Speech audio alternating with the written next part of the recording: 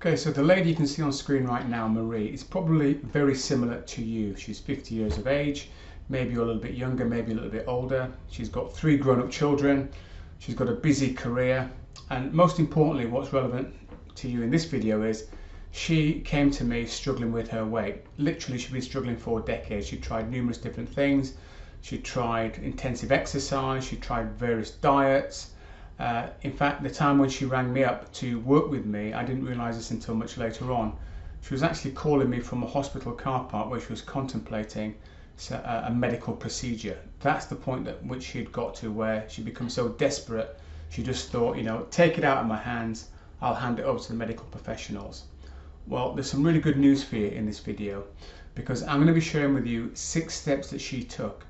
And the 6 steps that she took in order to go from where she was at 57 pounds heavier to where she actually got to, feeling great, looking great, wearing the clothes she wanted to wear, improving her health and energy levels and a mental state of mind.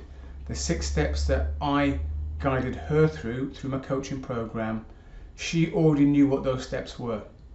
And the good news for you is you know what these steps are as well. Now, why do I say that's good news? I say it's good news because so often I come across people who are looking for the magic bullet. They're looking for the next diet that's going to help them to miraculously lose the weight overnight. The next exercise that's maybe going to help to burn a miraculous number of calories. And the truth of the matter is, there is no magic bullet out there. And as I say that, you already know that. So let me share these 6 steps with you. Have a pen and paper handy so that you can just write these things down and they will just act as reminders to things that you already know. It's just a question of either you've forgotten them or you don't understand what sequence to do them in. This is going to help to remind you what the steps are, remind you that you know what you need to do, and hopefully get you moving from where you are now to where you want to be. So let's dive into step number 1. Step number 1 is you have to make a decision. You have to decide that you're going to lose the weight. Now you might be thinking, well, Eric, that's pretty straightforward and obvious, but no, I'm not talking about saying some sort of willy-nilly I want to lose weight. You have to decide, I would say, a specific amount of weight you want to lose and give it a time frame. And once you've decided what it is and you know what the time frame is, then you say, I'm going to do this. Now, you may not achieve the goal in the exact time frame you've set yourself, but if you have a specific goal and a time frame, you start to hold yourself accountable. If it's just I want to lose weight, well, that kind of decision, I want to lose weight, and that sort of goal, that can go on for weeks, months, years, decades. And that's maybe where you find yourself right now. You know, comment below if you've been trying to lose weight for more than a few years, or comment below how many attempts you've had at losing weight. So that's step number 1. Step number 2 is food tracking.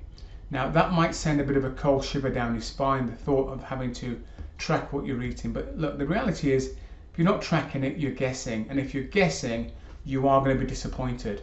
You know, you might get one day, 1 week where you do particularly well, for whatever reason, the weight comes off. Then the following week, you think you're doing as well as you did in the previous week, and your weight stays the same or it even goes up. You then start to get into the blame game, blaming yourself and becoming annoyed and frustrated, and you end up going nowhere. So food tracking is an important part of it. Do you have to track forever for the rest of your life? No, you don't. But you need to track long enough so you can get some traction, you get some success, and you can see what works for you as an individual. So that's food tracking. Number 3 is daily weigh-ins. Weighing in every single day. Now you might think, Eric, that's excessive. Sure, I should be doing this just once a week.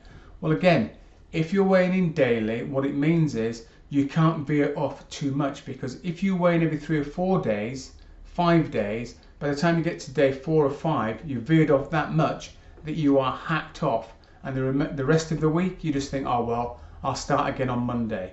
But when you're doing it daily, it's going to keep you informed, it's going to keep you on track, it's going to give you feedback that you can adjust for the next day. Okay, so daily weighing. Number 5 is keeping a journal. Journals are fantastic for reminding you of not only what you're doing, but also showing you all the good stuff that you're doing, so you can give yourself a pat on the back. Because so many people I know do not give themselves a pat on the back when they have little wins, and it's the little wins that add up into the big win at the end.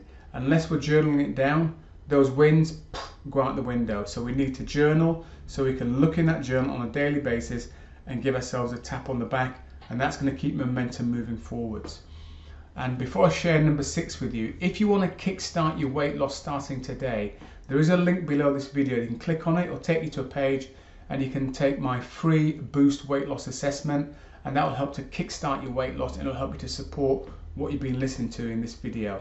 So the final step is sleep, getting enough sleep. I'm not going to say 8 hours, whatever is appropriate for you. It may be 6 hours, it may be 7, it may be 8, it may be less than that.